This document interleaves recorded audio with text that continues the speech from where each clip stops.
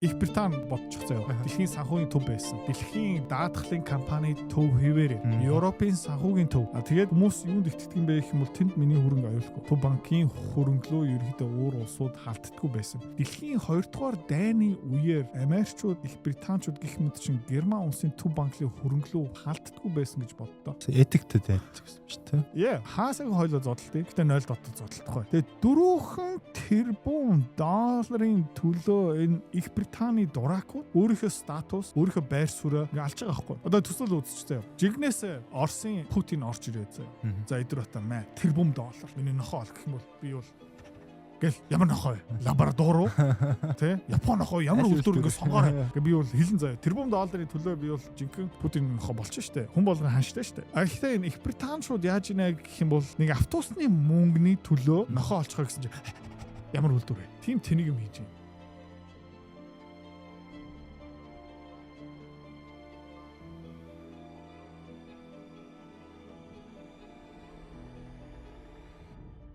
За манай Дэлхийн ба мөнгө шоуны энэхүү дугаар тавтай морил. За тэгээ Монголоос үзэж байгаа хүмүүст нь бороотой өдрийн мэнд.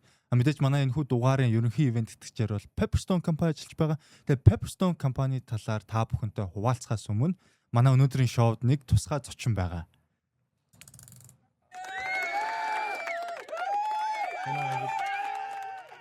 Сэно. Out of the Pepperstone дээр трейд хийгээрэй. Одоо удахгүй ямар хөвцөн дээр трейд хийх вүлээ? IONZ. Өмнө мөнгө хэд нугалсан бэлээ? Хэдэн нугалсан? Тэгэхээр нугалахын төлөө. Мөнгө нугалсныхаа дараа авдд юу авч өгдөг вүлээ?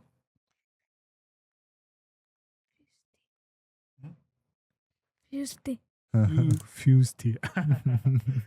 Thank you, Evan. Okay, you have to look into the camera and say bye. That was actually pretty good. That was good. Chicken болгоомаса. Thank you. I think it's gonna do even more successful than last time. Yeah, let's hope so. Okay?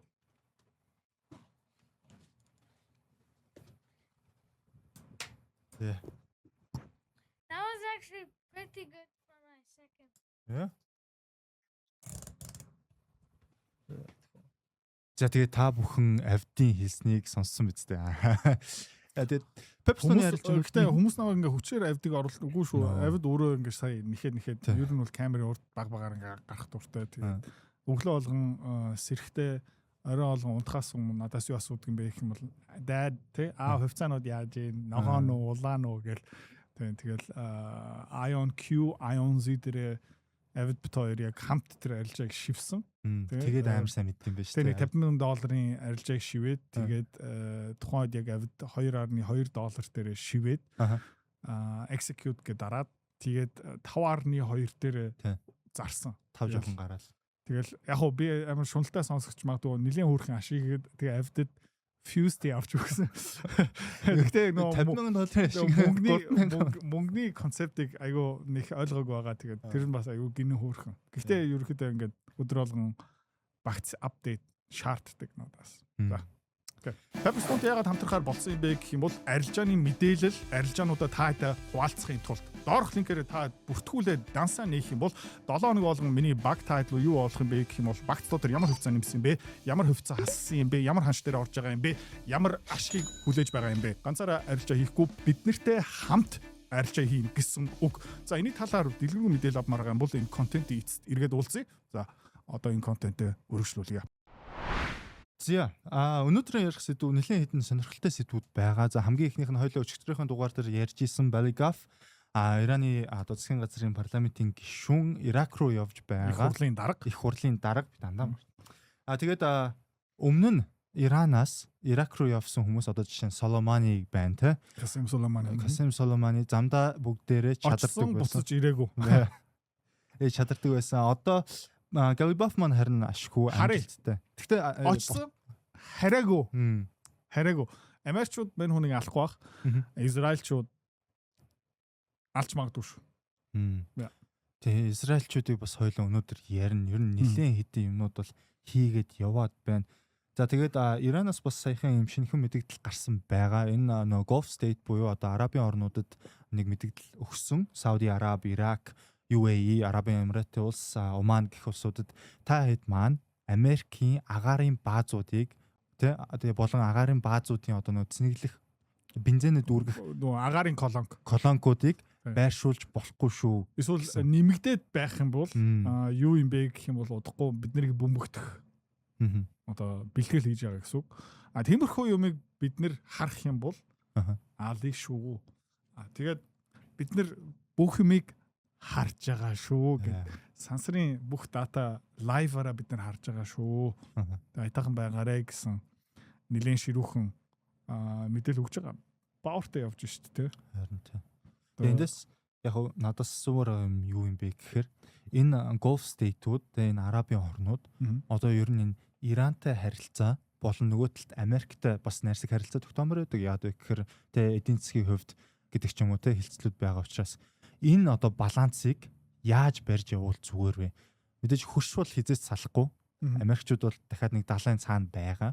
Гэхдээ Америкчуудаас авж байгаа үр шимнүүд бас байгаа. Таны бодлоор? Яг нефт, газ айгүй ашигтай зардаг. Хамгийн өртөг багтаа ингээд нефт Сауди Арабиас гардаг шүү дээ. Миний мэдхээр бараг нэг пошк. Яг цэвэр өртөг. Одоо нөгөө үйл ажиллагааны өртөг, төсвийн алдгалал цаана тижээж байгаа ус тур ингээд хааны гэр бүл ерөөсө тооцохгүй юм бол Арабын буу юм байна шүү дээ. Бороо бүтээгдэхүүн. Одоо ярьчин ярихгүй борлуулсан бүтээгдэхүүний өртөг ярьж байгаа шүү заяа. Бараг 5-аас 12 доллар хавцаа байдаг баха. Тэ. Тэгээ бусд нь бол тэгэл нөгөө бохир ашиг. Тэгээ тэр бохир ашигаас тэр Сауди Арамко гэх мэт шин одоо баах хүмүүсийг цалинжуулдаг. Тэгээд ерөөхдөө Оросд бас яг адилхан. Газпром, Роснефть гэх мэт шин компаниуд ер нь бол бохир ашигын хувьд бол айгүй өндөр бохир ашигтай ажилладаг. Гэхдээ цаана амар олон аппарат чигтэй. Одоо жишээлбэл манай надад нэг найз байгаа. Өмнө бол Оросын хөрөнгөний зах зээл дээр ажилладаг байсан. Буугаад өгцөн. Яг гэх юм бол Путин ба түүний олигархууд тэр хөрөнгөний зах зээлийг зүгээр ингээд будаа болгосон. Өнөөдөр хүртэл ерөнхийдөө Оросын хөрөнгөний зах зээл ерөөсөө хөгжихгүй байгаа. Тийш гадны хөрөнгө оруулалтаас орох боломжгүй. Тэгээ яадаг байсан бэ гэх юм бол нөгөө Газпром дотор ямар төрлийн хүмүүс ажилладаг юм бэ гэх юм бол офисын загас ажилладаг. Яг гэх юм бол амар том шилэн цамхаг.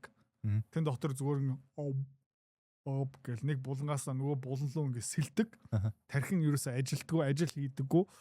Зүгээр баахан Оросын улс төр танилын хүмүүс тэндээ ингээд хүмүүс ингээд чихээд оруулсан. Одоо баг нэг асрамжийн газар гэх юм уу да, цэцэрлэг гэх юм уу да.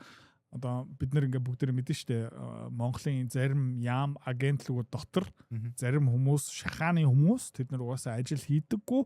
Тэгээд тэр Газпром, Роснефть, төрийн өмч тийм компаниуд бүгдээрээ шахааны хүмүүс дүүрсэн. Одоо Монголын Эрдэнэт Гокмог бас тэргээр дүүрсэн байгаа штэ. Ер нь бол тэднийг ингээд тижээдэггүй байсан юм бол Сауди Арамко гэх мэт компаниуд ер нь бол цөм хийж байгаа. Цөм хийж байгаа. Гэхдээ тийм юм ерхэд байхгүй. Тэгээ чиний асуултанд хариулахын тулд энэ бүгдээрээ энэ орнуудын удирж байгаа язгууртан хааны гэр бүл бүгдээрээ тэр саалын үнэнээсээ салмааргүй байдаг, алдмааргүй байдаг. Тэгээд тэднийг хадгалж авахын тулд одоо ингээд би ингээд муслим шашинд итгэдэг ингээд худлаа явж байгаа. Гэхдээ тийм юм ерөөсөө байхгүй. Тэд нэр хааны гэр бүл хамгийн бузар нь одоо тэнд ер нь бол архитдаг, хүүхэнддэг, хар тамхи хэрэгэлдэг. Тэгээ ерөөхдөө тэр Коран юм уу муслим шашны ёс суртахуунаас аль хэдийнэ тасарсан дураараа хийдэг тий.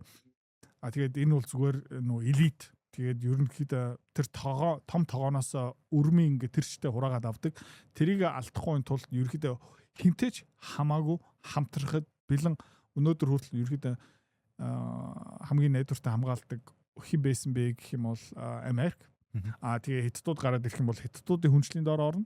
Иранчууд гараад ирэх юм бол иранчуудын хүнчлийн доор орно. Тэгээ аль хэдийн UAE, Катар, Иран, Ирак, Сауди Араб бүгдээрээ ерөөхдөө Иран руу ерөөхдөө мөнгө явуулчлаа. Энэгээр дамжуулаад тэр бөмбөгдхийн зогсоосон шүү дээ. Тэгээд хэдэж хамаагүй хамтрна. Ерөөхдөө бүх тоглоом юуны төлөө юм бэ гэх юм бол одоо нөгөө Монголын улс төрийн тоглоом юуны төлөө юм бэ гэх юм бол өмнө бол дээр үед нөгөө Эрдэнэт байсан. Тэгээ замын тандер. Тэгээд нэг жоохон тэг боржуур. Тэгээ сая бахан Африкчууд тэнд боржуур. Тэгээд сүүлийн үед нөгөө 5 толгой гараад ирээд хамгийн том одоо өрмийн тоогоо болсон. Тэгээд Монголын хаан ширээ юм уу засгийн газрын тоглоом юуны төлөө юм бэ гэх юм бол тэр төрийн өмч компаниуд шүү дээ. Гадаадад яг адилхан. Тэ. Тэрний төлөө л бид нар бүгдээр ингэ тэмцэж байгаа. Тэгээ хинтэй хамтрах бэлэн. Тэ. Одоо жинхэнэ одоо тамаас чөтгөр гараад ирэх юм бол тэд нар ч гэсэн чөтгөртэй 8 хийчихнэ. No problem. Ер нь дунд нь байж байгаа л тэгэл аль хүчтэй өрнөл нэгдээд яваад байх юм байна шүү дээ. Бас иймэрхүү мэдээлэл сая гарсан. Америкчууд Ираныг цэрэгч хүчнэгээрээ барахгүй юм байна. За тэгвэл эдийн засгаараа барах гээд үзээгээд Арабын нэгдсэн Эмират улс UAE UAE-г ерөнхийдөө бол тэ Ирантай ямар нэг 8 хийхэ болиулж байна. Энийний талаар та юу гэж бодож байна? Ираны үнэхээр эдийн засагт энэ хүндрэл авчрах. Ерөнхийдөө Ираны хараад ах юм бол дайн ихснээс хойш инфляц нь бол амар нэмэгдсэн байлаа. Хүнснээс эхлүүлээ тэ. Гэхдээ Иран улс хоёулаа ярьсан шүү дээ. Түүхтэй, соёлтой хэдэн мянган жил байсан улс. Институтуудтай, их сургуультай, яамуудтай. Тэгээд нөгөө Аятолла гэсэн юм байгаа. Шиа шашингийн тэргүүн ерөөдөө Иранаас гаралтай. Гэх мэт юм учраас харьцангуй тогтвортой байх магадлал илүү өндөр. Тэгээ UAE, Kuwait янз бүрийн улсуудыг хийж байгаа ямиг хараад үзэх юм бол аим мэдрэл муутай юм шиг надад санагдаж байгаа. Яг гэх юм бол тэр улсууд дотор ерөөдөө юуж байхгүй, институтууд байхгүй зүгээр дээр үед өнгөрсөн шоу дээр хоёлаа ярьсан Их Британь гэх мэт шиг хүмүүс зүгээр ингэж зураас за энэ одоо UAE, энэ одоо Сауди Араб, энэ одоо Оман, энэ одоо Йемен гэдэг ингээд зурсан зарим хүмүүс нь их нефт авч чадсан, зарим хүмүүс нь ерөөсөө нефт авч чадсангүй. Тэгээ Йемен бас ингээ хардаад сууж байгаа. Яг гэх юм бол Сауди Арабын залгаа гэхдээ тэр нефтний тоглоомоос хоцорсон. Тэгээ юу надад санаанд орж ийнэ гэх юм бол нөгөө 2012 оноос 2015 оны үеэр Монгол улсад тэр ягаан цэнхэр тасалбар буцаагаад мууданд орсон шүү дээ. Тэгээ зарим хүмүүс нөгөө дансныхаа үйлдвэрлэлээс шалгаад апугийн хувьцаатай байх юм бол гэл 18 сая маятай гараад ирдэг. Багнуурын хувьцаатай юм бол 5 толгойн хувьцаа. Зарим хүмүүс эмээ өвөөгийнхаа дансан дотор олдог. Эсвэл дээр үед нөгөө эмээ өвөө нь 5 6 гэр бүлийн гишүүдээр ингээд брокерийн дансаа нийгээд апуг авцсан байдаг, 5 толгой авцсан байдаг. Тэгэл нэг ингээд шалгасан чинь нэг гэр бүл дотор 5 6 хүн 5 толгойтой хувьцаатай.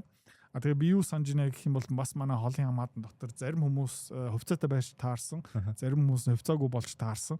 Тэгээ хувьцаагүй нь амар заван хааш гаргасан. Тэгээ ингээд хардаад эхлээл, атаархаад эхлээл. Тэгээ цагаан сараар нэг яг санаж байна. Тэ. Чи одоо дөнгөж саяхан 10 хэдэн сая төгрөг олцсон юм чинь одоо нэг айтаахан шиг цагаан сар хийждэггүй юм бахтаа гээл юу горж байгаа юм бэ гэх юм бол наад ашгаасаа надаа өгөөж мөгөөж гээл тиймэрхүү юм яаж исэн. Тэгээ Йемен улс тэгээ нефт газнаас оцорсон улсууд бүгдээрээ ерөөхдөө араб руу хараад булаагаад авах юмсаа гэсэн л юм явж байгаа штэ. Тэгээд UAE хараад үзэх юм бол заяа. Нефт яг уу гаргаж байгаа, газ жоохон гаргаж байгаа. Тогтвортой засгийн газар гэх юм бол ерөөсөө үгүй. Говь дотор ингээ баригдсан. Зөв хиймэл улс. Герман улс, Англи улс шиг одоо Англи улсыг хараад үзэх юм бол 1666 оноос одоо William the Conqueror-аас аваад үзэх юм бол Францууд орж ирсэн. Тэрний өмнө Norman одоо Скандинав хүмүүс орсон.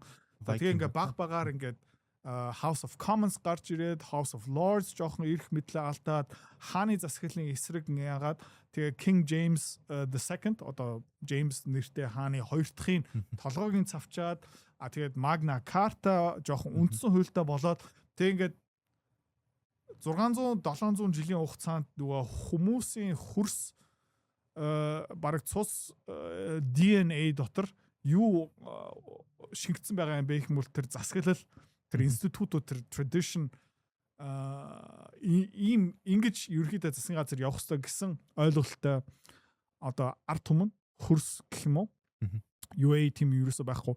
Тэгээд эднэр бол одоо тэр чигтээ Израиль нохоо болж гин, Америк нохоо болж байна. Тэгээд Америк угаасаа удахгүй гүрэнгийн хувьд бол нурна. Тогтгошоо ингээ агшин. Тэгээд нүцгэн зогс байхгүй. Тэгээд Иранчууд хамгийн их пуужинтэй ард нь Хятадууд байна, ард нь Оросууд байна. UAE-гийн нэг ус боловсруулах үйлдвэрийг бөмбөгдөөд тэр хиймэл улс зүгээр байхгүй. Тэгээд нөгөө Дубай, UAE, Абу Даби ямар хурдан нурах боломжтой байх юм бол тэр институтууд байхгүй, тэр соёл байхгүй. Ард түмэн тэр 800 мянган жилийн түүх бас байхгүй. Тэгээ дандаа мөнгөний араас явдаг. Тэгээд тэр зөвхөн мөнгөний араас явдаг ард түмэн айгүй хурдан нурчдаг байхгүй. Тэгээд энэ зүгээр цаг хугацааны асуудал. Тэ? Одоо яг нөгөө Дамоклес сэлэм гэдэг нь шүү дээ. Нэг хүн би хаана баймаар байна гэсэн чинь би за чи хаана болоо? Миний оронд чи хаана болоо? За тэгээд Дамоклес гэсэн хаан тэ нэг гуйлгчин гудамжнаас гарч ирээд та ямар аз жаргалтай амьдэрдэг юм бэ? Та өстө ингээд олон их нэртэй, их мөнгөтэй тэгэл би та байсан бол танаас илүү сайн ажил хийж чаднаа. Тэгээ за окей хоёлоо байраа солиё. Тэг яасан бэ гэх юм бол адууны сүүлний нэг үсийг аваад нэг сэлэм дээрээс тэг уяад таацнаасаа уяад тэгээд тэр хааны толгоон дээр үргэлж нэг сэлэм байдаг. Тэ хизээ нэгэн цаг тасарч магадгүй. Тэгсэн чинь тэр гай гэл за боли гэсэн байхгүй. За окей тэгэл чи намайг ойлгож байна уу? За би тансаг амьдарч байгаа байж магадгүй. Гэхдээ өдөр болгон хүмүүс намайг алах гэж үздэг. Тэ энэ UAE, Сауди Араб бүгдээрээ толгоон дээрээ юу явж байгаа юм бэ гэх юм бол тэр нефтний баялагаасаа болж өсвөр том сэлэм тэгээ Ираны пуужин байгаа. Тэгээд айгүй богино хугацааны шийдвэр гаргаж байгаа UAE-гийн хувьд. Тэгээд энийг Иранчууд мартахгүй мөнхийн түнш тэ Америкчууд зүгээр ингээ бай бай тэ баяртай гэл ингээ яваад өгч байхгүй. Израильчууд бас ингээ удахгүй хариугаа авах. Тэгээд нүцгэн ганцаараа тэндээ ингээ зогсон. За тэгээд амар шигтэй юм юу юм бэ гэхэл Йеменээс Сауди Араб руу хүмүүс нь дайраад эхлэх юм бол чи буцаагаад газрын зурлал өнгөдөө шүү дээ. Тэ. Одоо улаанаар тодруулаагүй юм. Тэр UAE амар жижигхэн заяа. Бахрайн угаасаа нурахад бэлэн. Тэ. Сауди Араб тодорхой хэмжээ ингээд юм алдчих юм бол энэ UAE араас нь зүгээр унчна. Заяа. Тэгээд би ингээд яг сайн ойлгохгүй байна. Өөрийнхөө эрх ашигын хувьд нь урт хугацааны тоглоом юу юм бэ гэх юм бол аль нэг тал руу орохгүй байсан зүгээр баггүй юу. Гэхдээ одоо улам нурах магадлал хамгийн өндөртэй эсвэл тэр арабын орнуудаас зайлах магадaltaй талын хүнжлүү улам гүнзгий орж байгаа. Тэгээ өмнө айгүй гоё зузаан өвлийн хүнжил байсан бол одоо хавар намрын хүнжил болж гэн тэгээ удахгүй тэгээ нэг сонирн болч магадгүй тэгээ нэг цаас сонирн болч магадгүй. Тэгээд нэг жоохон салхи хийсээд тэр хүнжил байхгүй. Тийм учраас энийг би бол айгүй тэнийг алдаа гэж бодож байна. Тэгээ UAE-д одоо нэг Дубай гэдэг алдартай хотод байгаа шүү дээ. Абу Даби туризм ч гэсэн одоо нэг аялал жуулчлал ч гэсэн одоо байхгүй болчихсон шүү дээ. Сингапурын ард орн гэсэн юм байхгүй. Ли Куан Ю айгүй зөө юм хийсэн. Тэ. Маш хүчтэй засаглалыг нэвтрүүлсэн. Үндсэн хуулийг маш хүчтэй болгосон. Шүүх гэх мэдсэн систем бас ерөөхдөө өөрийнхөө улсдаа ингээ айгүй гоё тааруулсан. Яг гэх юм бол Сингапурт нөө хан гаралтай хэдэн хүмүүс байгаа. Индонез хүмүүс байгаа. Малайз хүмүүс байгаа гэх мэтчлэн. Тэрэн дээр үндэслээд ерөөхдөө хуулийн систем, шоронгийн систем, шүүхийн систем, их хурлын систем маш зөв ингээ үүсгэсэн. Тийм учраас Ли Куан Ю одоо байхгүй болсон хөрхий. Гэхдээ улс ингээ явж байгаа байхгүй. Гэхдээ ингээ Сауди Арабын Ал Сауд гэр бүл байхгүй болчих юм бол тэр зүгээр иргэдийн дээ. Иргэдийн дээ. Тэгээд тэ энэ UAE-гийн гэр бүл, Катарын гэр бүл бас байхгүй болчих юм бол зүгээр хооронд алцаад эхэл. Зүгээр жинхэнэ хаан ширээний тоглоом юу Game of Thrones жинхэнэ алаан болно. Тэгээд нэг удаа иргэдийн дайн гараад ирчих юм бол нөгөө тогтургүй болоод эхэлчих юм бол иргэн тойрон яг нэг хорт автор юм уу вирус шиг ингээд тардаг байхгүй. Тэгэл хажууд нь Иранчууд 2-3 мянган жилийн түүхтэй хөрстэй цусан дотор ингээд шингэсэн байгаа. Засгийн газар солигч магадгүй гэхдээ Иран улсаар хിവэрэ байх магадлал маш өндөртэй байхгүй. Тэгээ босоод ирчих. Эдний давуу тал нь юм. Англичууд зохиомлоороо энийг үүсгэсэн байхгүй. Тэ. Ерөнхийдөө зохиомл улс. Тэгээ Дубайаас ингээ харж байна.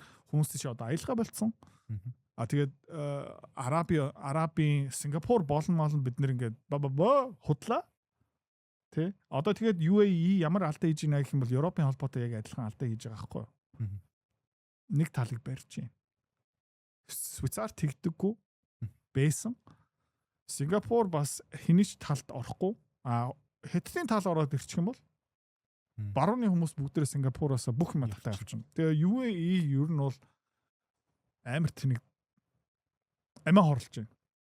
Тэгээд сонирхолтой юм юу юм бэ гэх юм бол хатуу үе, чанга үе ирэхээр чиний характер шалгагддаг.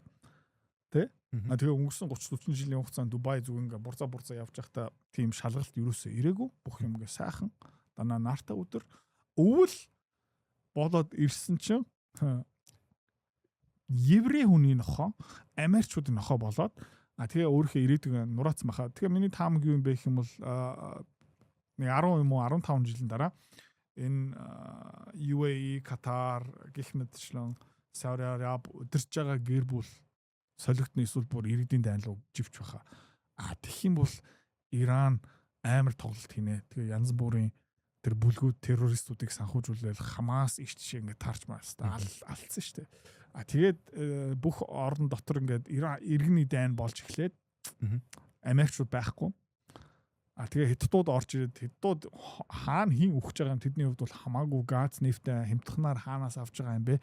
Иранчуудыг дэмжиэд тэгээ Израилийн эсрэг хөдөлнө. Тэгээд цүмийн зэвсэг Израильчууд шидэн Jesus Christ.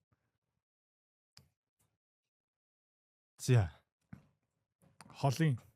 Миний харж байгаа юм. За дараагийн нэг айгуу сонирхолтой мэдээлэл.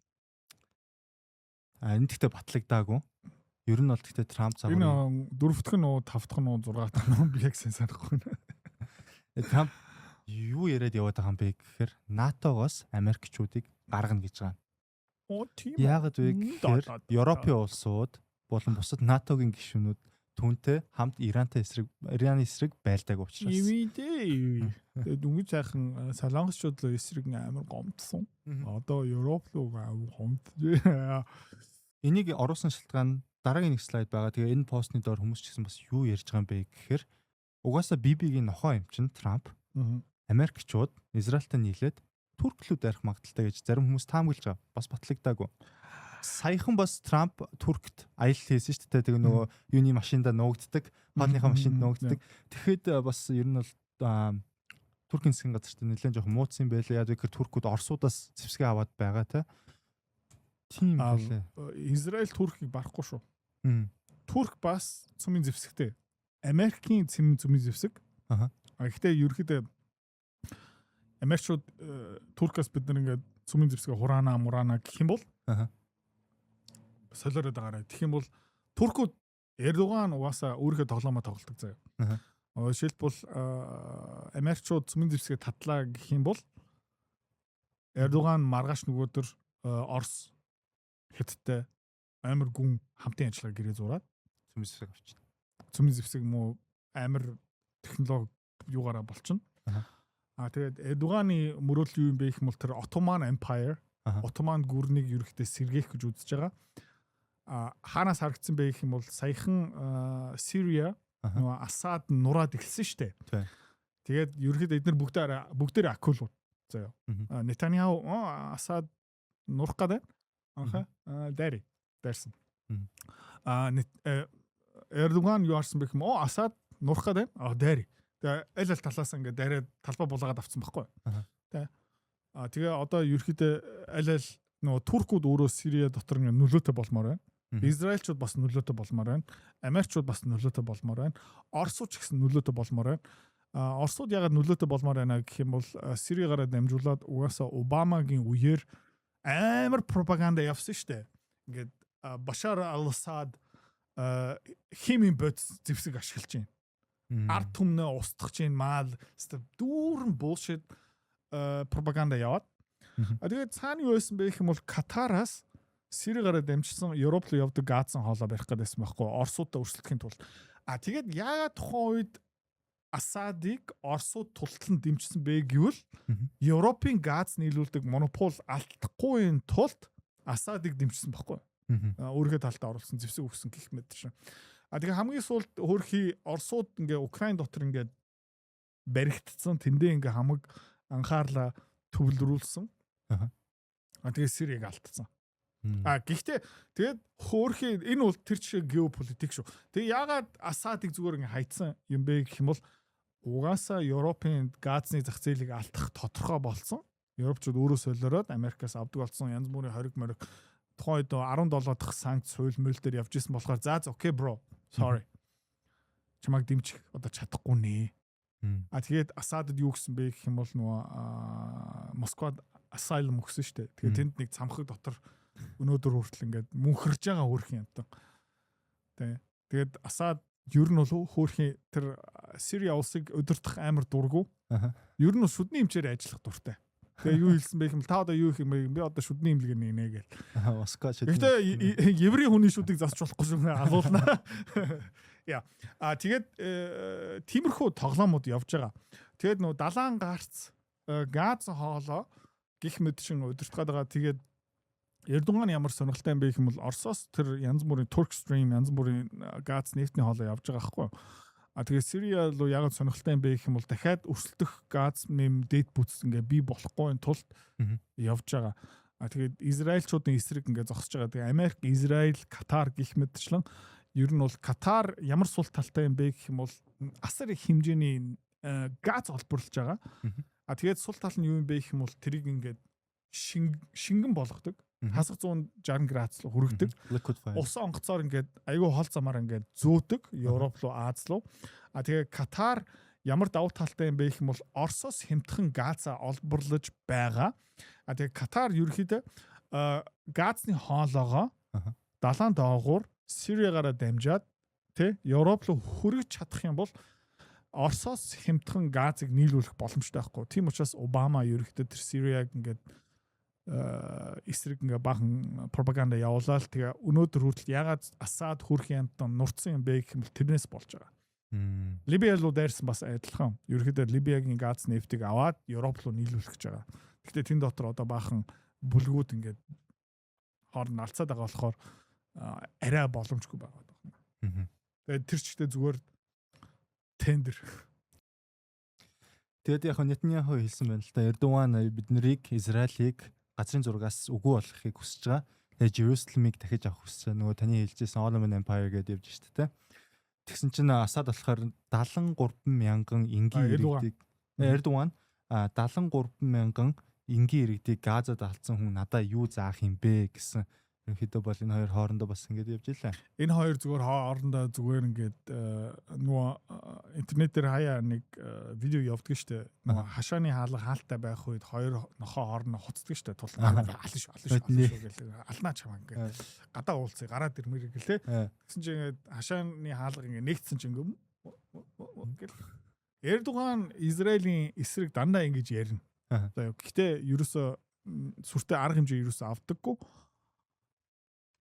Эрдоган юу гэдэг юм бэ гэх юм бол Израильтай 8 хийж байгаа. Израиль юу гэж байгаа юм бэ гэх юм бол Турктай 8 хийж байгаа. Энэ хоёр ингээд яадаг юм бэ гэх юм бол за миний өгш одоо мань чамааг өнөөдөр телевизээр тултал муулна шүү окей. Тэгвэл би мань чамааг муулч гэл жоохон дотоодын улс төртэй ингээ оноо авъя. Еврейчүүдийн эсрэг, муслимчүүдийн эсрэг, Туркийн эсрэг гэх мэт чинь. Гэхдээ энэ хоёр хоорондоо асар их хэмжээний 8 хийж байгаа. Тэгээ тэр бол энэ бол зүгээр худлаа. Энэ зүгээр жүжиглэлт, зүгээр шоу. Тэ. Энэ бол яг нөгөө Монголын талбай дээр янз бүрийн их хурдлын гишүүн гарч ирээд би энэ ордон руу ороод тэ ямар ч алтан тушаал авахгүй гээл. Тэгэл гараад ирсэн чинь oh my god. Бурхан минь яаж сайд болчихваа гэх тий. Бүр шадаг сайд болох. Тийм болчих واخгүй. Яг тэр жүжиглэлт тий. Зүгээр bullshit. Тэгээд Израильчууд бас давхар юу хийж байгаа юм бэ гэхээр Лебанонд байгаа усны одоо юг нөөцийг бөмбөгдөж байна. Яа, урд Лебанонд байгаа. Цахилгаан станц, бохир усыг боловсруулдаг үйлдвэрийг бодоолгосон. Одоо усны нөөц сан дэлбэлж байгаа. Яа, тэгээд Газад болж байгаа юм ерөөхдөө Лебанонд болж байгаа. Тэгээд Лебаноны засгийн газар тэр чигтээ авилгаар идүүлсэн. Тэгээ Hezbollah яг Америкийн Германд орсон байгаа. Израилийн Германд орсон байгаа. Чи Лебаноны засгийн газар дээр дотор ингээд дээшилчих юм бол чиний хамаг гэр бүл энтент сайхан төрийн бус байгууллага янз бүрийн олон улсын байгууллагууд албан тушаал авчдаг. Хүүхдүүд нь сайн сурвалж. Чиний хүүхдүүд Harvard, янз бүрийн Stanford, янз бүрийн гоё сургууль дотор ингээд full financial aid одоо бүрэн тэтгэлэгтэй ингээд сурдаг. Чамд амар сайхан данс манс янз бүрийн ингээд гэрээ мэрээ очдог. Тендер мендерээр чамаа хангаа өгдөг. Тэгээд юм бэ хэмээл зүгээр цаашаа харчих төө өгш. Тэгээд тийм бузурцсан засгийн газар байгаа учраас ганцхан ард түмний эсрэг ингээд тэмцдэг бүлэгхийн бэ гэх юм бол Хамас баггүй. Тэгээ энэ нефтний үнэ ханшаа дуусж гин, газны үнэ ханшаа дуусж гин. Тэгээ би өдөр болгон юу харж байгаа юм бэ гэх юм бол Европын TTF-ийг харж байгаа. Тэгээ хоёлаа бас Европын нүүрсэн дээрээ асар том арилжаа хийсэн байгаа. Тэрийг би бас ингээд байн харж байгаа. Тэгэл ингээд явж гин одоо жишээлбэл өнөөдөр те ингээд өсөөл явж гин да те. За тийм байгаа. Европын дулааны futures байсан шүү дээ TTF ч. Газных те. Тэгэл явж байгаа. Тэгээ энэ бол яваал Лебанон одоо нутгийгаа тал малын хуваална. Тэгээ 60%, 70%, 80%. Тэгээ эзэн нэг цагт Америкчууд байхгүй болно. Тэгээ эзэн нэг цагт ер нь ингээд 3-4,000 жил ингээд хараад үзэх юм бол еврейчүүд угаасаа ингээд тулталан даавардаг. Тэгээд зогсгоо мэдэхгүй. Ингээд төсөөл үзчихсэн чиний ард түмэн 2-3,000 жил газар нутагтай болъё гэсэн. За тэгээд 1950 оны үеэр за нутагтай боллоо. 2000 жилийн цол. Бурхан минь ээ. Хэдэн орноос. Тэгээд Jerusalem хотыг бүр авчлаа. Тэ. Тэгээ хуучны Соломон барьсан темплийг бас авлаа. Тэгээ ингээд Second Temple гэж ярьдаг шүү дээ. Танаа Second Temple гэж ярьдаг байхгүй хоёр дахь манай том. Тэгээ тэр тухайд нөө Ромчууд тэрийг нураасан шүү дээ. Яг гэх юм бол Израильчууд тухайд бас ингээд аваад байсан. Тэгээд яг адилхан. За Ромчууд яасан бэ? За наа чашингараа ингээд өөрөө хүснэрийн дараараа. Гэхдээ ингээд дандаа ингээд хорт автчих ингээд томроод явсараад Ромчууд заадаа болно гэд. Тэгээ яасан бэ гэх юм бол Second Temple-ыг нураасан. Тэр Second Temple Соломон хаан бариад. Тэгээ еврейчүүд юу боддог байсан бэ гэх юм бол тэн дотор жинкнээс бурхан нь амьдрал байсан гэж байгаа байхгүй. Тэр бол манай бурхны оршин суудаг газар тэнд байдаг гэх мэтчлээ. Тэ. Тэгээ тэрийг алдсан. Тэгээ одоо юу үлдсэн байгаа юм бэ гэх юм бол хүн болгон ингээд толгоо мөргөөд ойлаад цаас мас чихдэг. Тэр $1 чихдэг байхад шүү дээ. Гүйлөө. Тэгэл цаана хан еврей хаан явчихсан зоош мөнгө ингээд залгиж. Тэгээ тэр үлдсэн тэр байхгүй юу? Тэ. Нурцсан. Гэхдээ тэр хан үлдсэн байгаа. Тэгэл энэ еврейчүүд тэгээд чи өөрийнхөө улстай болсон. Хангалтгүй. Библи дотор бичигдсэн байгаа учраас бид нэг Greater Israel явна. Гоём бидний доор байх ёстой. Кристиан шашин Иесус Христ угаасаа там дотор баас шээсэн дотор яаж байгаа гэх мэт ингээл экстремистэр ингээ яваал тэгэл буцаагаад арчигтаад тэгээ эцээ мөрөөдлийн үр дүн шүү. Израиль улс ерөнхийдөө байхгүй болчих юм бол дэлхий буцаагаад тайван байх болно. Тэр Jerusalem хот чинь тэгэл бас яалч 3 ширүүлийн айлан. Тэнд Иесус Христ буцаж нөгөө юунасаа гарч ирсэн. Агуунасаа гарч ирсэн. Дахиж амьдсан гэж ярьдаг. Нөгөө исламын муслимын Мухаммед тэнд очоод тэндээсээ одоо нөгөө юу лөө шигдүүлээ. Диваачн руу явсан гэж ярьдаг. Тэгээд бас нөгөө Соломоны темпл байгаа учраас тэнд яалчгүй дайм бол байн. За дараагийнх нь хоёлоос өмнөх хэдэн бичлэгийн өмнө ярьж исэн Америкийн одоо асар том усан онгоц, цэргийн усан онгоц агарын бааз, aircraft carrier. Ер нь бол агарын бааз. Далаа тий. Агарын бааз гэж хэлж болно. SS Abraham яагаад ерөнхийдөө энэ цэргүүд нь тийм муу амьдралын орчинтой байгаа юм бэ гэхээр 6 хүн амиа орлох гэж үзсэн, хэдэн хүн нас барсан, хооронд хутглаад одоо бүр ингээд морал тий идэх хүмүүсийн итгэл бүр хогийн савлуу ирсэн байна тий. Тэгээ 250 хоног одоо барыг 51 хоног далай дээр. Тэгээ тэр усан хосууд өмхий. Тэгээд нойлууд эвдэрсэн. Тэгээд хоол нь дууссан. Тэгээд ямар хоол идж байгаа юм бэ? Тэгээд яаж байгаа юм бэ гэх юм бол Америкийн бүх цэргийн бааз тэр авэ байхгүй бол. Тэр цэргийн баазууд байхгүй болохоор энэ одоо хөлөг онгоц ч н очиж нөгөө хоол хүнс инээ тэр авах боломжгүй болчихж байгаа. Хангамжийн усан онгоц бас байгаа шүү дээ. Тэд нар бас ингэ яаж чадахгүй. Тэгээд ер нь бол хангамжийн сүлжээ зүгээр ингэ байхгүй болсон байгаа байхгүй. Тийм учраас сүүлийн үед бас Ираныг тултал нь бөмбөгдөж чадаагүй баха. Харин тийм ба. Тэгээ бүр ингэ 4000 км-ийн цаана Диего Гарсия баазаас юмаа ингэ тэрвэрлж байгаа. Гэхдээ тэрэн дээрээ бас юу харагдаж байна гэх юм бол энэ Америкийн баталгаа хамгаалтын яам тэр чигтээ тендерийн төлөө болцсон байгаа шүү дээ. Ерөнхийдөө хангамжийн сүлжээ цэргийн төлөө ерөөсөө биш болцсон. Тэгээ тэнд ажиллаж байгаа цэргийн төлөө тэмцдэг яам байха болцсон. Юуны төлөө юм бэ гэх юм бол зүгээр тендерийн төлөө болцсон байхгүй. Тийм учраас энэ цэргийн тавилан төв мэй байхгүй. Тэгэл энэ яг харагдаж байна.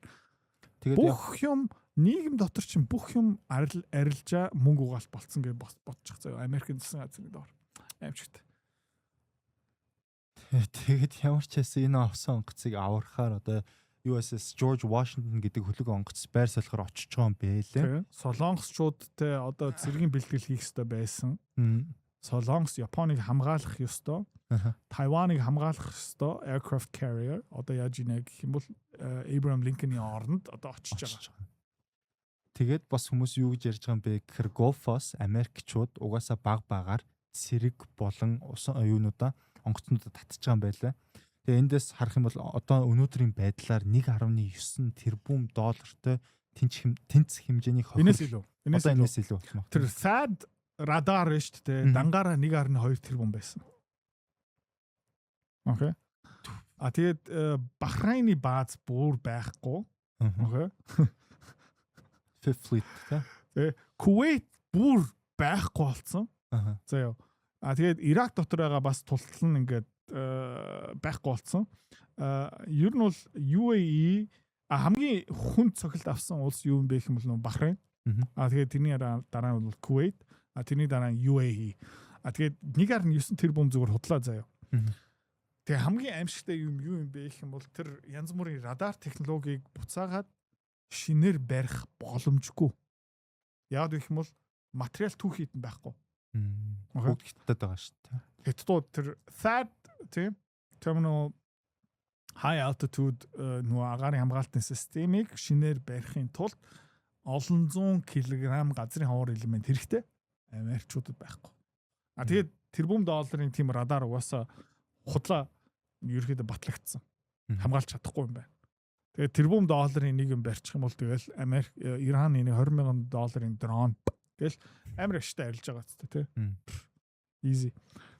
Тэгээ одоо зайлшгаас өөр аргагүй. Зайлшил таарна Америкчууд тэндээсээ ингээ холдох ёстой яагаад гэх юм бол агаарын хамгаалалт байхгүй. Тайваныг одоо хамгаалж чадахгүй болсон. Японыг хамгаалж чадахгүй болсон. Солонгосыг хамгаалж чадахгүй болсон. Украиныг аль хэдийн хайцсан. Европыг хамгаалж чадахгүй болсон. Өөрийнхөө одоо хамгаалах гэж одоо 1500 Patriot Pooch үлдсэн үү 250 THAAD үлдсэн үү 6 сарын дотор за тэрнээс баг 2 сарын дотор Хятадууд Оросууд хамтраад тэр үлдсэн Patriot THAAD дуусчихна. Тэгэл шалтан зогсоохгүй. Тэгээд Америкчууд юу ч хэлж чадахгүй. Тэгээд арабчуудыг одоо бас орхио юм ойлгомжтой. Яг хүмүүс бас ярьжсэн л да бас манай Жан багш гэсэн ярьжсэн Орос Украины данг Иран, Израиль, Америкийн дантай нэгдэхийг хүсэж байгаа гэдэг Америкчууд Зеленский хүсэж байгаа. Зеленский хүсэж байгаа гэдэг тийм Зеленский хүсэж байгаа. Бусууд нэг хүсэхгүй байгаа. Том дайн болгомоор байгаа байхгүй юу? Яг гэх юм бол Орос руу ганцхан Украин одоо дайрч байгаа. Тэгээ Орос руу илүү олон улс дайраасаа тийм учраас нэг томруулах гэж мөрөөдөж байгаа. Яг гэх юм бол Оросыг дангаараа дийлэхгүй аль дийн ойлгомжтой анхнаасаа ойлгомжтой одоо өдөр болгон илүү ойлгомжтой болж байгаа. Тийм учраас энэ дайныг томруулах гэж хүсэж байгаа байхгүй юу? Тэгээд хизээний цагт энэ Европчууд орох магадaltaй шүү. Тухайн үед заяа Америкчууд зүгээр бай ингэ зайлаад өгч байна. За prank base юм аах шүү. Тэ Европ яг эсэмдээ надад хамаагүй. Энэ Арабын орнуудаас бид нар илүү их газ нефт олборлж байна. Оросууд дозвидания бай бай гэл те. Яваад өгч. Харж байгаарай. Амар кул бол. Амар фаны юм болно заяа. Зөв Америкчууд тэгээд нэг засгийн газар нэг сонгуул болоод шинэ ерөнхийлөгч юу гэж хэлэх юм бэ гэх юм бол бид нар өгсөндөө энд юу хийдэг юм бэ? Дотгошоо анхаар. Бай бай. Тэгэл болоо. Ганцхан сонгуул. 2 жил гэж байна. Тэг бол. Тэгээ хүн болгон өөрийнхөө эдийн засаг бүх юм нураацсан. Америкчуудын төлөө. Тэгэхээр ингээд тэгээ гадаад харилцаа тэр ч байхгүй болсон заяа. Олон улсын худалдаа бас шинэ тогтолцоо гараад ирнэ харж байгаа. Тэгээ дэлхийн мөнгө гүйлгээ, валют санхүүгийн систем, аюулгүй байдлын тохиролцоо бүх юм ерөөхдөө газрын мод дээр байгаа хүзэр бүх юм шинээр ерөөхдөө явна. Энэ уус сонирхолтой. Тэрний хэдүүлээ бэлтэж байгаа шүү дээ. Тэгэхээс өмнө Америкчууд бас жоохон мөнгө олох арга олцсон л шиг байна. Тэгээд ерөнхийдөө одоо Английн банкнд Венесуэла улсын алт нэлээд байдаг. Тэгээд хамгийн амар нь 2018 онд Мадурог тэ ерөнхийлөгч Венесуэла улсын ерөнхийлөгч болоход энэ сонгуульч нь тэ буруу явагдсан. Мадуро одоо хуульчсаар тэ гарч ирсэн гэд тэгээ яасан бэ гэхээр Венесуэлагийн 31 тонн алтыг одоо тэр Английн банк хураагаад авцсан. Тэгээ өнөөдөр юу ярьж байгаа юм бэ гэхээр Трамп тэнд байгаа алтыг авъя гэж. Тэгээ зах зээлийн үнэлгээ нь бол өнөөдрийн байдлаар 4 тэрбум доллартай тэнцэх хэмжээний алтыг зүгээр шууд ямар жоох мөнгө вэ? Заяа. Тэгээ ингээд чи Их Британь бодчих заяа. Дэлхийн санхүүгийн төв байсан. Дэлхийн даатгалын компани төв хэвээрээ. Европын санхүүгийн төв. Окей. Тэгээд хүмүүс юунд итгэдэг юм бэ гэх юм бол тэнд миний хөрөнгө аюулгүй. Төв банк. Төв банкын хөрөнгөлөө ерөөхдөө өөр улсууд халддаггүй байсан.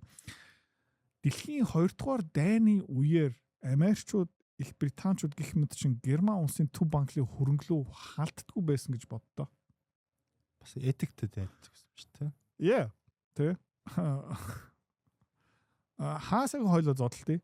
Гэтэ 0 дотор зодтолтохгүй гэл гэх мэт чин тиймэрхүү дүр. Тэрийг мөртгөөс. Тэгээ 4 тэрбум долларын төлөө энэ Их Британий дураакууд тэ өөрийнхөө статус, өөрийнхөө байр суурь ингээ алж байгаа байхгүй. Окей. Одоо төсөл үзчихсэн. Жигнэс Оросын Путин орж ирээд заяа. За эдгээр бата мэ тэрбум доллар. Миний нохоо ол гэх юм бол би бол гэл яачин заяа. Ямар нохоо вэ? Лабрадор уу? Тэ? Япон нохоо ямар үлдүр ингэ сонгоорой. Гэ би бол хэлэн заяа. Тэрбум долларын төлөө би бол жинхэнэ Путин нохоо болчих штэ. Хүн болгон ханштай штэ. Тэ? Тэрбум долларын хувьд бол яачнаа. Ахтай энэ Их Британчууд яаж ийнэ гэх юм бол нэг автобусны мөнгөний төлөө нохоо олцохоо гэсэн чинь ямар үлдүр вэ? Тэ? Англ корги болж байгаа байхгүй. Тим тэнийг юм хийж байна. Тэгээ 4 тэрбум долларын хэмжээний алтны төлөө Их Британь угаасаа аль хэдийн Оросын хөрөнгийг ингэ зарцаасан. Удахгүй хиттийн юмыг бас яа. Тэгээ юу болж байна гэх юм бол бүх синдром, бүх симптом ингэ таарж ийн олон улсын худалдаа угаасаа худлаа болж ийн. Олон улсын санхүүгийн зах зээл угаасаа бутраад унж байгаа. Тийм учраас ерөөхдөө алтны үн ханш нэмэгдэж байгаа. Тэгээ төв банкуд ерөөхдөө илүү их алтнаараа төвлөрж байгаа. Тэгэхээр алтаа ер нь хаана хадгалах хэрэгтэй юм бэ тэгвэл? Өөрийнхөө орон дотор. Өөрийнхөө улс дотор. Тэгээ германчууд бас Америкчуудаас гойсон ч юм уу алтаа өөрийнхөө алтаа.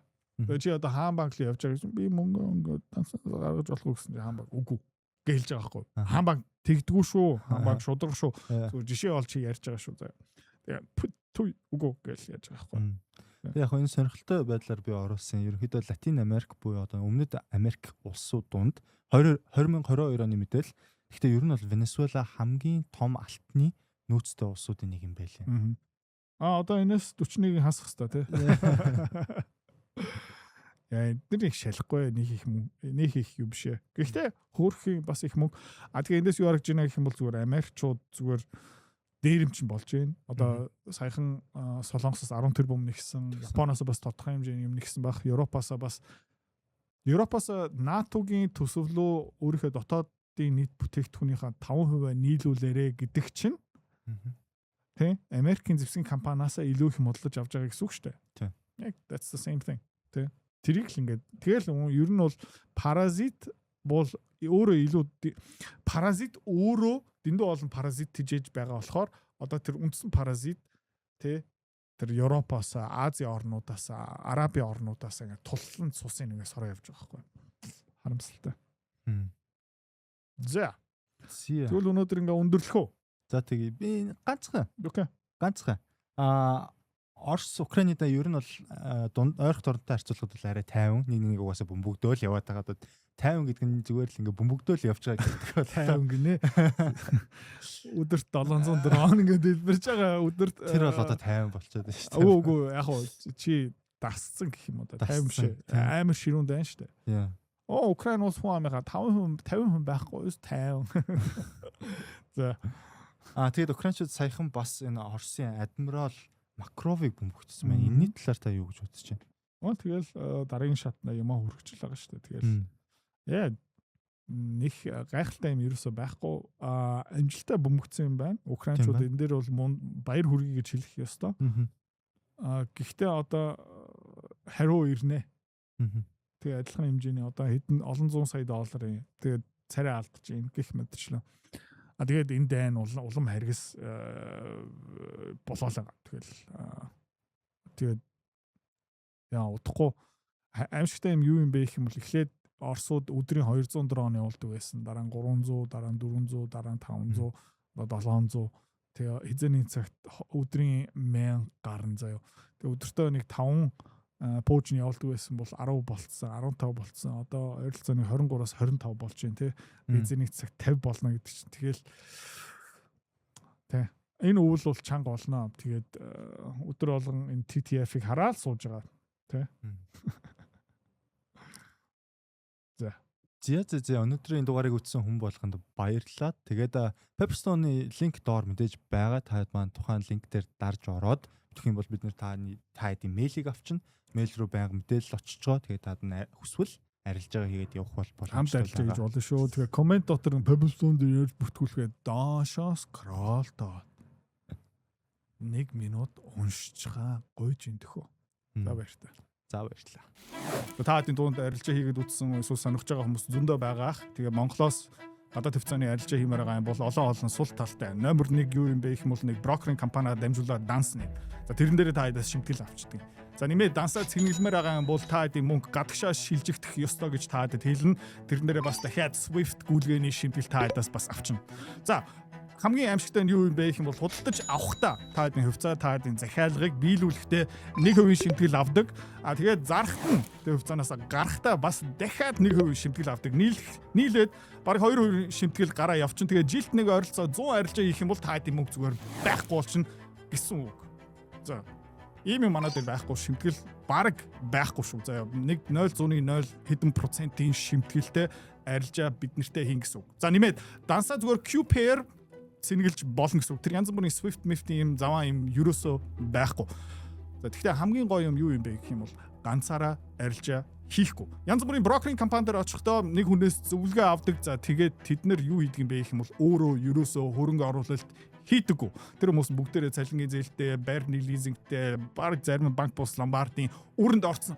Өөрөө ерөөсөө хөрөнгө оруулалт хийдэггүй хүн нэмээд сарынхаа цалин авж байгаа болохоор тэр харилцагчдын амжилт тэднэрт ер нь бол ямар ч хамаагүй зүгээр та хэдийн шимтгэлийн орлогыг авах гэж хүсэж байгаа. За бидний арга арай өөр. Бид нэр та хамт хөрөнгө оруулалт хийж байгаа. Бид нэр өөрийнхөө хөрөнгө оруулалт хийсэн байгаа. Өөрийнхөө мөнгөө эрсдэлд оруулсан байгаа багцаа та хэдтэй нээлттэй хуваалцж байгаа гэсэн үг. Мөнгө алдаж байна гэдэг чинь би манай баг хамтаа олон бас мөнгө алдаж байгаа гэсэн үг. Ашиг олж байгаа юм бол ерөөхдөө бас яг адилхан хэдүүлээ нэг завин дотор сууж байгаа гэсэн үг. За энэ үйлчлэгээ ерөөхдөө маш шинэлэг одоо ойролцоо нэг 7 хоног болж байгаа. За тэгээд 7 хоногт бид нар бас та хэд юу болох юм бэ гэх юм бол ойролцоо нэг 3-аас 4 имэйл явуулна. Илүү олон арилжаа хийх юм бол та хэд илүү олон имэйл очно. Имэйлээ шалгаарай, spam folder бас шалгаарай. Яг иймэрхүү төрлийн имэйл attachment-ээ очно шүү. За тэгээд энэ юу бичсэн байгаа юм бэ гэх юм бол жишээлбэл 8 сарын 13 та хэдтэй хуваалцсан Pepperstone дээр үүсгэсэн багц. За жишээлбэл энд Euro USD sell position одоо short position авсан байгаа. Доор юу бичигдсэн байгаа бэ гэх юм бол одоогийн ханшин дээр ерөөхдөө орох боломжтой. За тэгээ энэ дээр баруун талын буланд юу бичсэн байгаа юм бэ гэх юм бол ямар хааншин дээр орсон зүгээр үү? Stop loss хаан тавьсан зүгээр үү? Ашгаа хаан авсан зүгээр үү? Тэгээд эрсдэл өгөөжийн харьцаа байна. Тэгээд багцынхаа ойролцоо 3% эрсдэл оруулж байгаа шүү. За энэ ороход бэлэн байгаа юм байна. Ам доллар Японы йенийг buy хийх энэ дээр одоо бид нар жоохон хүлээж байгаа удахгүй орох магадaltaй дараагийн имэйл дээр мэдээл очно бид нар энэ арилжаа руу орцсон байгаа шүү. Тэгээд мэдээж юу хаалцсан юм бэ гэх юм бол хэдэн хувиар орсон юм бэ? Хаана ашиг харж байгаа юм бэ? Хаана stop loss тавих юм бэ? За нэмээд TLT American засгийн газрын бондын арилжаа ерөөхдөө одоохондоо ороход боломжтой байна. Дэлгэрэнгүй тайлбар бас баруун тал байна. Nvidia дээр хэдүүлээ одоохондоо хүлээцтэй байгаа. Ам доллар Мексик песогийн арилжаа ерөөхдөө одоогийн байдлаар 8 сарын 13 миний хувьд бол айгүй секси харагдаж байгаа. Ийшээ хэдүүлээ ерөөхдөө бас ороход бэлэн байгаа. Жишээлбэл саяхан хэдүүлээ SanDisk руу орсон одоогийн байдлаараа баг зэрэг ашигтай явж байгаа. Тэгээд Nasdaq дээрээ ерөөхдөө бид нар бас орсон байна. FIPROD McMoran дээрээ ерөөхдөө хүлээж байна. Жишээлбэл ерөөхдөө ийм компаниуд та дээр ингээ бүгдээрээ очно хизээ нэг цагт бид нар орох юм бол та дээр мэдээл очно. Одоо манай багц ойролцоо ингэж харагдаж байна те энэ задаргаа бас та дээр очно жишээлбэл те евро, доллар, Nvidia, TLT, American Peso, SanDisk, QQQ, Xpeng гэх мэтчлэн sell buy гэсэн байна. Тэгээд ерөөхдөө stop loss, take profit хэдэн хувиар оруулах уу те ороход одоохондоо тохиромжтой юу эсвэл цаг нь өнгөрцөн үү тэгээ хэдийн маржин энэ дээр авч байгаа юм бэ тэгээ бид нар ингээд юу зөвлөж байгаа юм бэ гэх юм бол ойролцоо $1000 байж иж ийшээ ороорой $500 бас орох боломжтой. Гэхдээ тэрнээс доош бол хэрэггүй тэгээ $1000 орсон би зөвлөё. За скуулээс арай өөр скуулийн арилжаа арай агрессив, арай олон илүү гүн шинжилгээтэй багцсан жоохон өөр байгаа. Скуулийн өгөөч бас жоохон энээс жоохон өндөр. Гэхдээ энэний зорилго юу юм бэ гэх юм бол та яванда school community-ийн гишүүн болоорой. Тэгээд school community дээр хөрөнгө оруулалт хиймээр байгаа юм бол та мэдж байгаа байж магадгүй ойролцоо $10,000 хэрэгтэй. За тэгээд school дээр бас ингээ бүртгүүлээд сар болгон өдөр болгон мэдээлэл авмаар байгаа юм бол сарын шимтгэлтэй. Гэхдээ энэ үйлчлэгийн дээрээ тийм сарын шимтгэл гэсэн юм ерөөсөө байхгүй. Энэ ерөөхдөө хөрөнгө оруулалтын цэцэрлэг гэж ойлгоорой. School руу ингээ дившээдтэй ахлах анги их сургууль руу орохын би ерөөхдөө та хэд тэсэн ядаж хүлээж байгаа. Яагаад гэх юм бол өнгөрсөн жил манай school community жишээлбэл ойролцоо 70% өгөөж авсан байна. Энэ жилдээ одоохондоо 35-40% өгөөжтэй явж байгаа ерөөхдөө хүмүүс аюу аз жаргалтай. Гэхдээ жишээлбэл $10,000 орсон юм бол одоо 30% өгөөж гэдэг чинь $30,000 олцсон байгаа гэсэн үг. Тэрнээсээ бас тэр schooling шимтгэл хаалгах хэсэг хэвээр. Гэхдээ $1,000 орж байгаа юм бол $300, $400 шимтгэл төлж байгаа. Тэгээд ерөөхдөө та хэд өгөөж байх болж байгаа гэсэн үг. Тэ? Яг $10,000-аас доош хөрөнгө оруулалт хийж байгаа хүмүүс Pepperstone-ыг зөвлөё. За тэгээд манай багц ерөөхдөө яаж явж байгаа юм бэ гэх юм бол энэ 5 хоногийн өмнөх мэдээл та нэг харж байгаа юм бол $7 ашигтай явж байгаа тий доллар еврогийн позиц байна, Nasdaq позиц, SanDisk, TLT, Mexican Peso. За тэгээд тэрний маргааш нь $19 ашиг олцсон байна. За тэрний дараах өдөр $25 явцсан байна. Энэ бол нээлттэй багц тий бид нар ингээд мэйл дээрээ ингээд бүгдийг нээлттэй хуваалцдаг. Янз бүрийн Photoshop юм засан гэж юусоо байхгүй. Яагаад гэх юм бол өмнөх мэйлүүд нь бүгдээрээ нээлттэй байгаа холио бантан дандаа амжилттай тий арилжаануудаа ингээд та хэд руу ингээд гурилдаад явуулдаг юм юусоо байхгүй 100% таатай хамт нэг завин дотор сууж байгаа шүү. Тэгээ ингээ хараад үзэх юм бол одоо энэ үйлчлэгээ нэвтрүүлснийхэн дараа ойролцоог 4 хоног болж байна. Тэгээ манай $1,000 багц. Тэгээд манай би байна. Би өөрөө бас $1,000 багцсан. Дээр нээсэн байгаа манай багийн гишүүн Пуна байгаа, манай Равдан гэсэн байгаа. Бид гурлаа $1,000 арилжаа хийж байгаа. Төстэй хөрөнгө оруулалтын багц би бас өөрөө Interactive Brokers дээр хөтлөө явж байгаа. Хамаагүй их мөнгөөр. Гэхдээ ер нь бол энэ дээр би бас таатай хамт арилжаа хийж байгаа шүү. Тэгээ 4 хоног өнгөрсөн одоогийн байдлаараа $31 ашиг олцсон байна. 4 хоногийн дотор тэгээ энэ юу гэсэн үг юм бэ гэх юм бол 3.1% долларын өгөөч эндээс олцсон байгаа. Нэг 7 хоног өнгөрөөгүй байна. За тэгээд бидний таамаг арилжаанууд нь зүг явах юм бол энэ ерөөхдөө өсөх бүрэн боломжтой. Тэгээд бидний бас нэг томоохон ялгаа юу юм бэ гэх юм бол хамт хөрөнгө оруулалт хийж байгаа, шинжилгээ хийж байгаа. Энэ компаниудыг бид нэр ингээд ерөнхийдөө өдөржингөө хянаад шинжилээд явж байгаа. Та хэд ерөөсөө орхин гэсэн юм байхгүй, зүгээр нэг брокертэй үйлчлэг хийж байгаа юм байхгүй. Та хэд шимтгэлийн орлого бид нар ерөөсөө сонирн биш. Та зүгээр сайхан өндөр багцтай болоод манай school community-гийн гишүүн болоосаа тийм үднээс энийг нээж байгаа. За тэгээ доор бүртгүүлэх линк байгаа. Тэр линкээрээ бүртгүүлээрээ тэгэхгүй бол та хэд имэйл биднэрт байхгүй гэсэн үг. Би даасан ганцаараа Pepperstone-оор данс нээчих юм бол бидний имэйл та дээр очихгүй шүү. Тийм учраас доорх линкээрээ заавалчгүй бүртгүүлээрээ. Тэгээд хамгийн сүүлд энэ эрсдэлтэй тийм ээ. Бид нэр зүгээр багцаа таатай хуваалцаж байгаа та би даасан өөрийнхөө шийдвэр дээр үндэслээд энэ арилжаануудыг хийж байгаа шүү. Гэхдээ энэ дээр би нэг юм хэлмээр байна. Бид нэр ерөөхдөө маш бага эрсдэл авж байгаа. Дийлэх мөнгө кэшн дээр суух болно. Бид нэр ерөөхдөө багцынхаа ойролцоогны 30%-аар хөрөнгө оруулалт хийж байгаа. Тэгэхээр нэг компани руу хизээч 3-4%-аас дээш хөрөнгө оруулалт хийхгүй. Stop loss-ууд нь тодорхой, take profit-ууд нь тодорхой.